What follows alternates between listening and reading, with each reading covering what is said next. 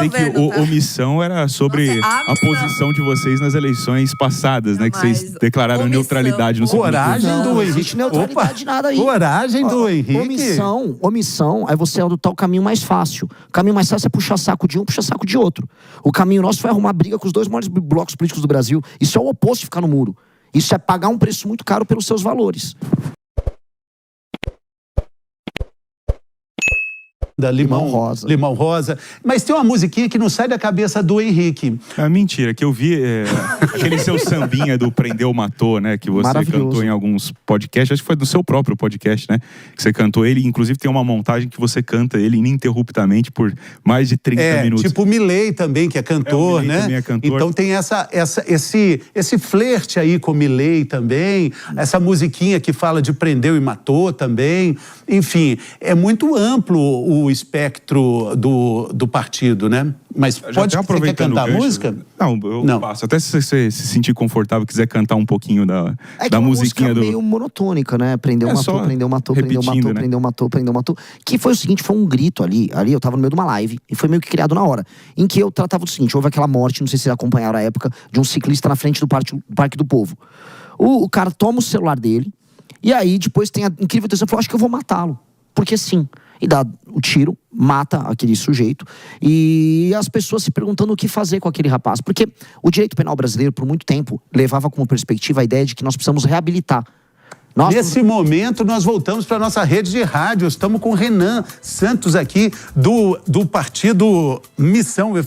A Ana Hering me corrigiu tanto, não pode falar o Missão, mas o partido Missão. Pode ser o partido Missão ou a Missão. Sabe o tanto que a Ana fala, não pode falar o partido. Missão é o que o PT fez durante todos esses anos de governo. Eu pensei que omissão era sobre a posição de vocês nas eleições passadas, né? Que vocês declararam neutralidade no segundo turno. Coragem do Henrique. Não existe neutralidade nada aí. Coragem do Henrique. Omissão é você adotar o caminho mais fácil. O caminho mais fácil é puxar saco de um, puxar saco de outro. O caminho nosso foi arrumar briga com os dois maiores blocos políticos do Brasil. Isso é o oposto de ficar no muro. Isso é pagar um preço muito caro pelos seus valores. O caminho fácil é fazer como, por exemplo, nossos concorrentes diretos aqui, no primeiro turno, vou botar o Zema ou o Caiado, que ficaram puxando o saco do Bolsonaro. Puxar o saco, você ganha. Você tem um bloco de puxa saco, igual o Boulos puxa saco do Lula. Você não gosta de ninguém? Não é que eu não gosto de ninguém. Eu gosto de quem é corajoso e que faz trabalho sério. Mas não tem nenhum corajoso ali, os caras são candidatos. Para ser candidato tem que ter, no mínimo, um pouco de coragem, não? Tá, então, eu vou falar então que qualquer um, Padre Kelman é corajoso. Então, eu vou ficar reconhecendo os méritos de todo mundo que é candidato.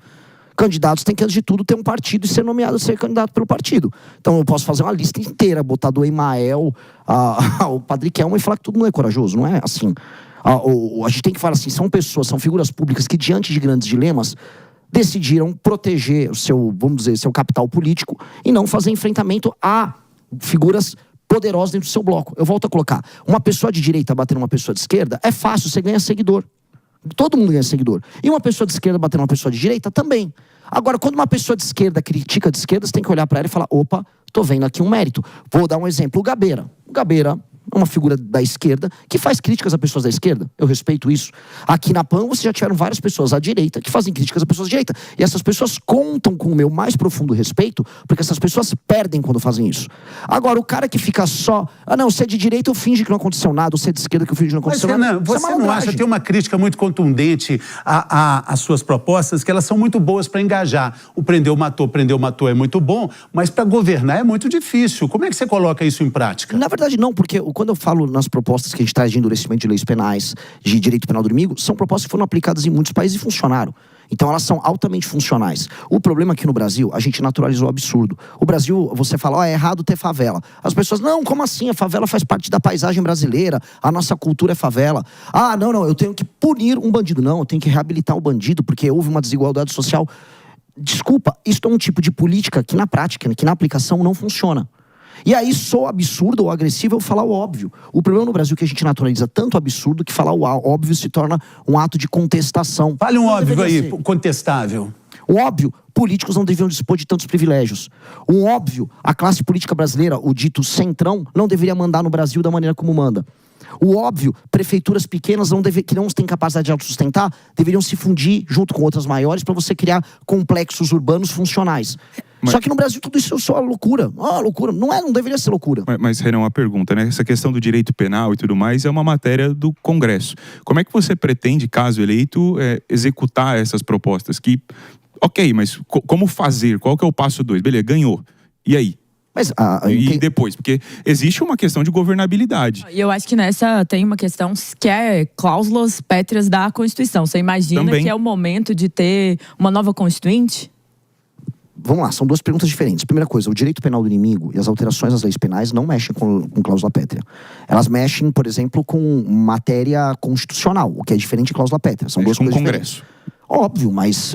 E presidencial. O presidente ele tem poder de iniciativa para projetos, tanto com medidas provisórias, quanto projetos de lei, quanto PEC que ele manda. O Henrique, ele está falando de governabilidade. Então, eu vou reinterpretar a tua pergunta. Você está falando, você teria que ter governabilidade. Lógico. Num regime republicano democrático, você tem que construir governabilidade. O problema é que a gente vive num país doente, maluco, que a governabilidade se dá tendo que fazer acordo com bandido. E, infelizmente, todos os presidenciáveis, se chegarem lá, vão ter que sentar na mesa para conversar com bandido. Porque o povo brasileiro elege bandido.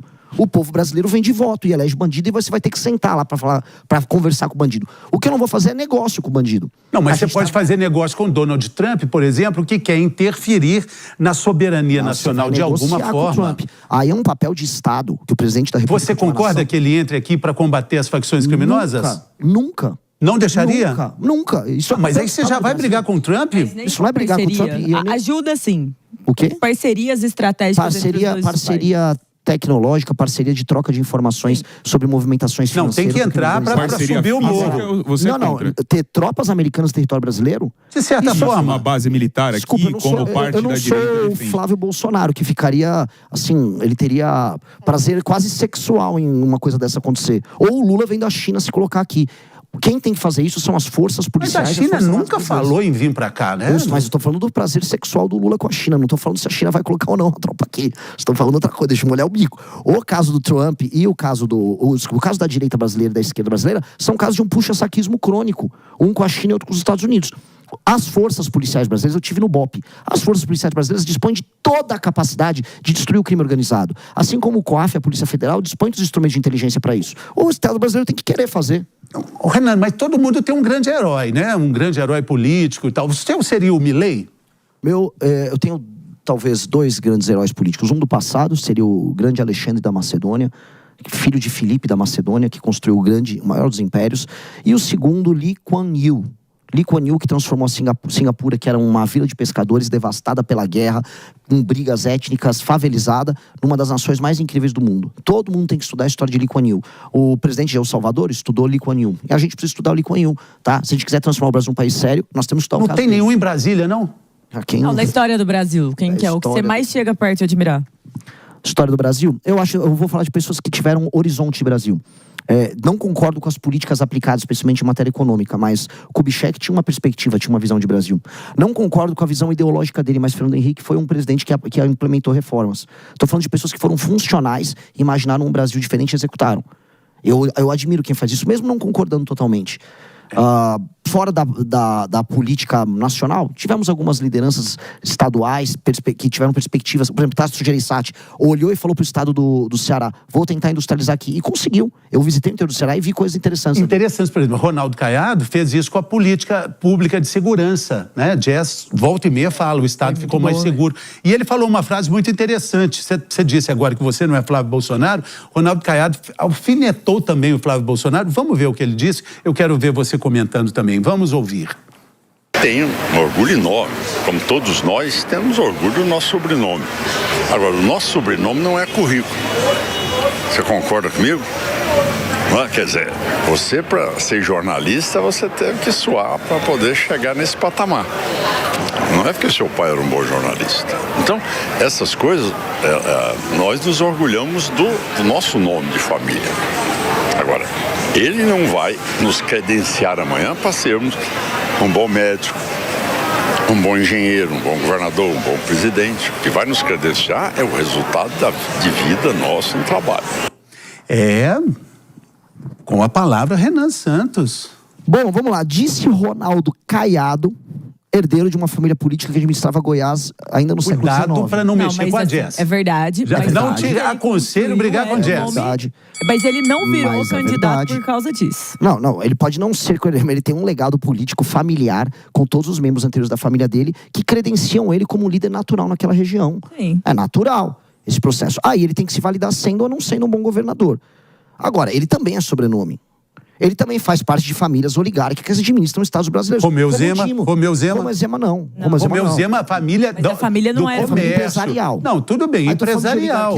Mas sobrenome é sobrenome. Zema é outra. Sobrenome é sobrenome para tudo. O Caiado, eles não estavam mais ativamente na política quando ele entra. Ele é principalmente por causa de combater o movimento sem terra e por causa da UDN. Não vamos idealizar. Ele é uma família que fazia parte de grupos familiares de um estado que pré-agro-organizado era um estado oligárquico pobre.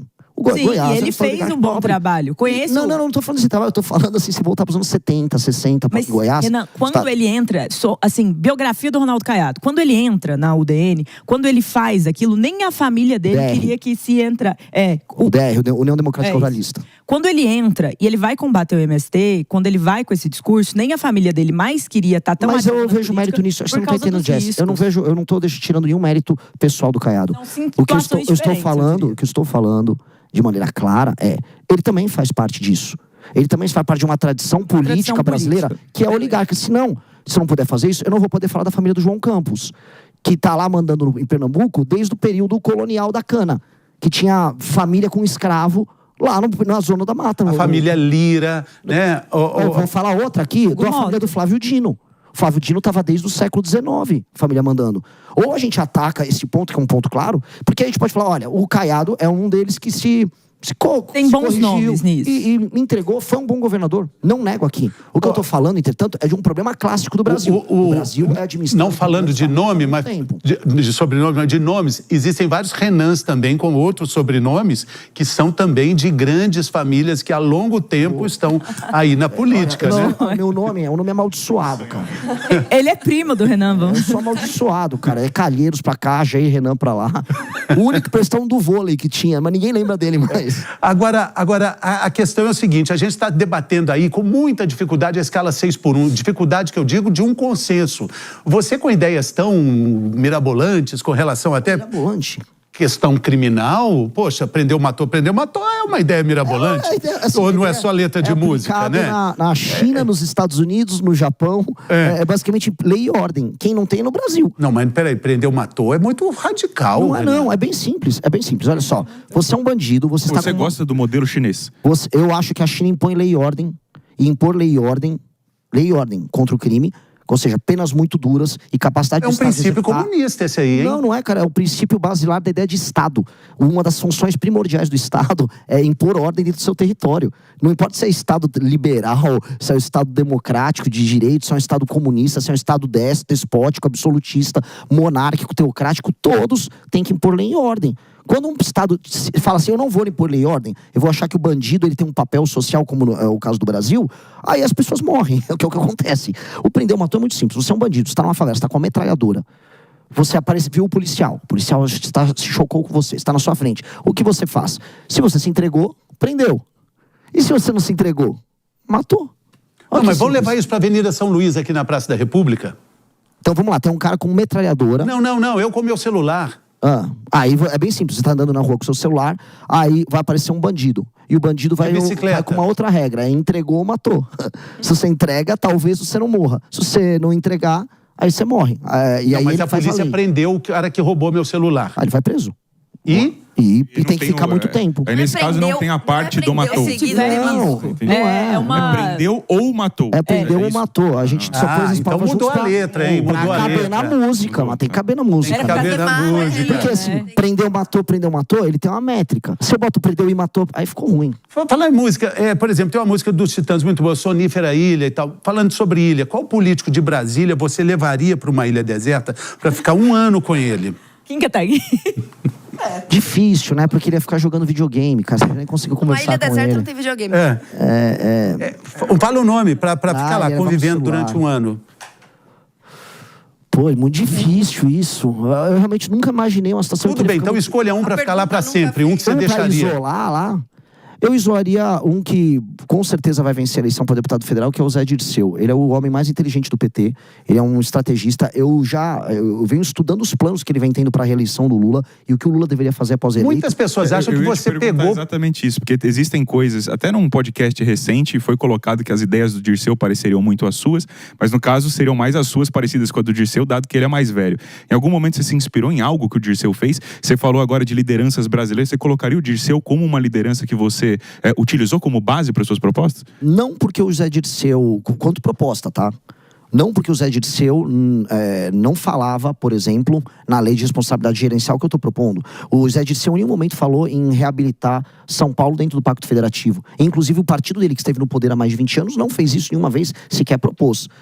Ele tem um livro de 99 que ele fala sobre reforma política. Só que as coisas que eu falo para uma reforma política não são as coisas que ele falou em 99. Eu tive esse cuidado de ver depois, porque ele falou, não, eu já estou falando há mais tempo. Idade não quer dizer que você virou dono de ideias se você não as proferiu anteriormente. Então, ele está falando as coisas que eu estou falando, assim como outras pessoas estão falando também, porque o que a gente está trazendo, de maneira muito humilde, são soluções práticas para o Brasil. Soluções práticas para, por exemplo, pequenos municípios que, assim, sugam dinheiro do fundo de participação dos municípios, mas que não conseguem entregar resultados em termos de indicadores que melhorem a vida das pessoas.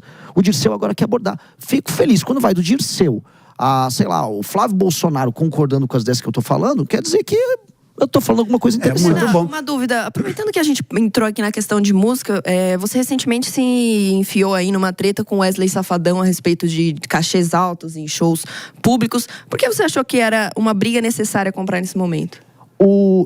Mais do que entrar numa briga, eu fui condenado pela Justiça do Ceará, que gosta de me condenar. Eu não posso falar do governador do Ceará, não posso falar do Wesley Safadão. Eu fui condenado por dizer que o Wesley Safadão, ele é muito próximo de figuras políticas envolvidas em escândalo de corrupção no estado do Ceará, e ele é viciado. O Wesley Safadão, ele é muito safado no sentido de que ele tem uma tara também quase sexual em fazer show em cidade minúscula recebendo cachê de mais de R$1 milhão.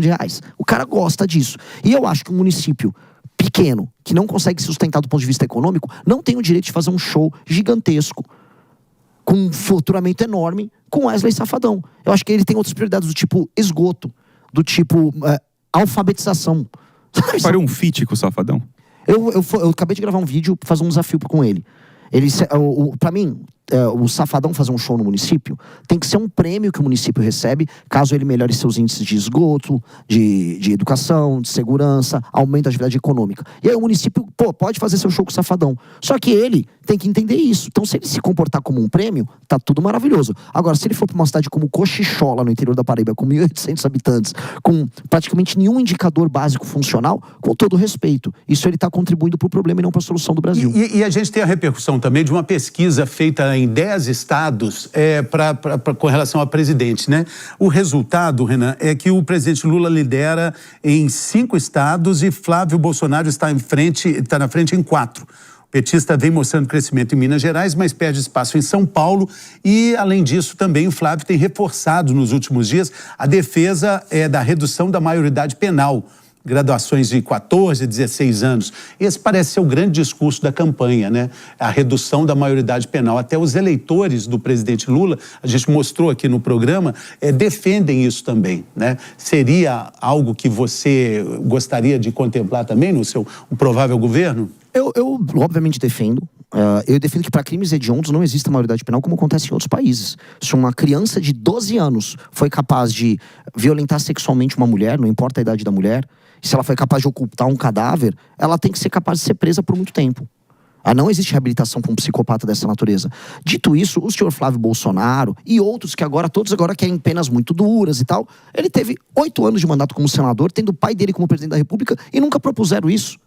Na verdade, o pai dele, o Jair Bolsonaro, não andou com nada em matéria penal no Brasil. Muito pelo contrário. Quando o Moro colocou o pacote anticrime, foi o senhor Bolsonaro que trabalhou para desarticular.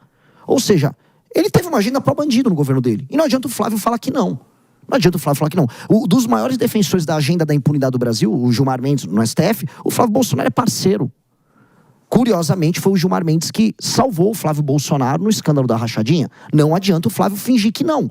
Foi o processo, foi lá com o Gilmar Mendes que ele evocou lá da Justiça Estadual do Rio de Janeiro, trouxe para o STF, criando uma ficção de que ele teria uma espécie de foro privilegiado ali. Aí ele não tem coragem. Mas isso a gente viu aqui no sofá, porque antes de ter essa notícia de que o próprio eleitor do Lula é a favor da diminuição da maioridade penal, o Henrique, o herói de todas as resistências, ele era contra. Ele era contra. Aí ele viu a pesquisa e mudou de ideia. Tomou uma diesada. Não é isso. Tomou a O que diesada. acontece é o seguinte, invertida. eu acho que não há condições de redução da maioridade penal com o sistema penitenciário que a gente tem hoje.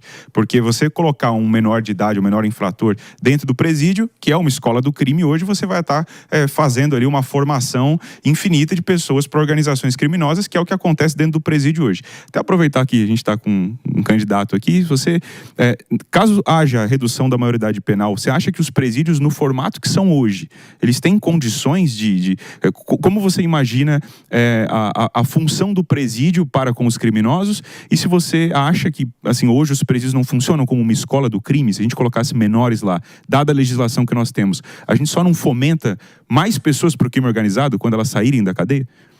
Pois bem, eu tive a oportunidade de ir em Pernambuco, num presídio que tinha sido desativado há coisa de 2 meses. O presídio era administrado pelo Comando Vermelho. A maior parte dos presídios no Brasil são administrados pelas facções. É comum no país inteiro. Isso é um fato dado. Isso é um fato dado. O Oruan, o Poço do Rodo, quando foi detido lá no Rio de Janeiro, teve que preencher um formulário falando: eu pertenço ao Comando Vermelho. O Estado brasileiro formalizou a existência disso. Nós temos que desmontar isso. Por isso a gente tem que ter uma política muito séria de destruição do crime organizado, destruição institucional deles. Então, eu recupero as favelas que estão na mão do crime, assim como eu recupero os presídios que estão na mão do crime. E eu preciso construir mais vagas prisionais. Estou falando que a gente precisa construir mais de 100 mil vagas em presídios no Brasil. É uma das primeiras coisas que um presidente novo tem que fazer. E tem que ter o espaço para esses menores. Dito isso, esse menor que cometeu um crime hediondo e foi preso, ele vai se tornar um maior dentro da cadeia um dia. E vai ter que lidar com os maiores ali, sem crime organizado. O que a gente não pode, entretanto, é usar a desculpa do presídio, que hoje está uma lástima, como um elemento, vamos dizer, que faça você desistir de aplicar políticas públicas, que aumente o encarceramento. O Brasil encarcera pouco pelo volume de crimes cometidos. O Brasil mata a gente mais, e os assaltos seguidos de morte no Brasil acontecem aos montes. Logo, o Brasil é um país de impunidade. A gente tem uma das menores taxas do mundo de resolução de homicídio. Então a gente tem que prender mais. Prendendo mais, sabe qual é o efeito que você gera? Menos cometimento de crime. Cometendo menos crime, aí sim você vai poder pensar lá na frente e falar: o Brasil agora está prendendo menos. Prendendo menos porque estão cometendo menos crime. Essa é a lógica. Renan, nas últimas pesquisas você tem ficado aí em terceiro lugar, e mesmo assim eu vejo você criticando alguns institutos de pesquisa. Você acha que está acontecendo algum tipo de injustiça? Você acha que é o método da pesquisa? O que você acha que está acontecendo? Putz, assim, tem um especial, o Quest, eu não consigo levar a sério. Depois que eu chequei, assim, o Quest fica só me dando 1%. E ninguém, eu fui no Vilela, Inteligência Limitada, maior podcast do Brasil. Eu bati em audiência até o Flávio Bolsonaro. Meus eventos são maiores do que os dos outros pré-candidatos. Não tô falando que eu tô com 30% agora, que eu não tô. Que eu tô com 15% agora, eu não tô. Agora eu não tô com 1%. Aí a Quest fica dando, aí eu pego lá as empresas que a Quest faz com consultoria. Localiza, que basicamente é do maior parceiro do Zema, CEMIG, estatal de Minas, e ele fica prestando consultoria para empresas do mercado financeiro, falando: olha, a candidatura do Zema é a candidatura da terceira via. Falei: tá bom. O Bismarck, o Otto von Bismarck, grande líder alemão, já dizia: se vocês descobrissem como são feitas as salsichas e as leis, vocês ficariam enojados, né? Pois bem, as pesquisas também. Se vocês entenderem a lógica, a dinâmica de gerar ou não gerar um efeito manada com o candidato, aí você começa a entender que essas coisas, infelizmente, interferem na tomada de decisão dos eleitores, sim. E a gente tem que tomar cuidado. Mas aí, quando você começar a subir, você vai mudar a opinião sobre as pesquisas? Depende. A Datafolha não tem o problema dele. Ela não me dá o número que eu acho que eu tenho. Mas eu posso discordar da metodologia, não vou discordar da intenção. Eu queria fazer uma pergunta para o cidadão Renan, não para o candidato. Se você fosse responder uma pesquisa, aí eles se colocam lá, os candidatos todos, você ia falando: o meu candidato é esse aqui, é o Renan Santos e tal, do Missão, do partido Missão. Mas esse mesmo cidadão fala: e agora o quadro no segundo turno, entre Lula e Flávio Bolsonaro, você vota em quem? Cidadão Renan? Cidadão Renan vai votar no Renan. Não tem. É segundo turno. Eu não vou entrar para uma guerra. Não, mas é cidadão, não é o candidato. O cidadão Renan pensa da mesma maneira. Aí não tem. Aí a Pilili vai falar: não tem você só tem Flávio e Lula. A Pilili vai ser convencida pelo trabalho nosso. A Pilili vai jogar com a gente. Você gostou do boneco, Pilili? Eu gostei do contrato que pegaram para ter aquele boneco. Os caras põem contrato milionário para fazer um boneco horroroso ali. Renan, aproveitar, eu tinha lido algumas matérias antes de você vir aqui hoje pela manhã e uma delas diz que você acumularia dívidas aí previdenciárias e dívidas de impostos. Eu queria que você explicasse isso. Primeiro, se isso é verdade, tá? E segundo, que você explicasse isso. E caso seja verdade, queria saber se você verificou se essas dívidas podem se enquadrar no novo Desenrola, se você cogitou participar do programa. Não, na verdade eu não tenho nenhuma dessas dívidas. Primeiro, assim, uma matéria mentirosa dizia que eu devia 400 milhões, fizeram uma operação para prender membros do MBL e perderam na justiça. Depois, outra dizia que eu devia 6 milhões, outra dizia que eu devia 3, outra dizia que eu devia 1. Pois bem, eu não devo nada disso, tenho todas as certidões negativas.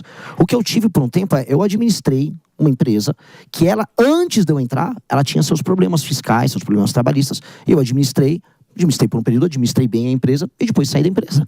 E aí o seu nome fica constando na receita como parte daquilo. Aí eu mandei tirar meu nome disso, porque não tem nada a ver com isso, e as dívidas, inclusive, nem existem.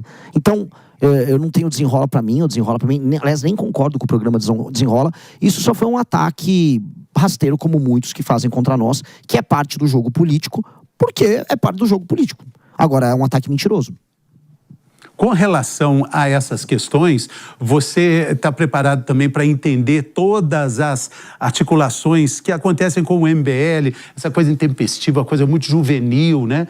Toda essa história de, poxa, o cara cria casos, falando, o Mamãe Falei tem um histórico completo e complicado disso tudo. Você carrega uma bagagem difícil de levar, né?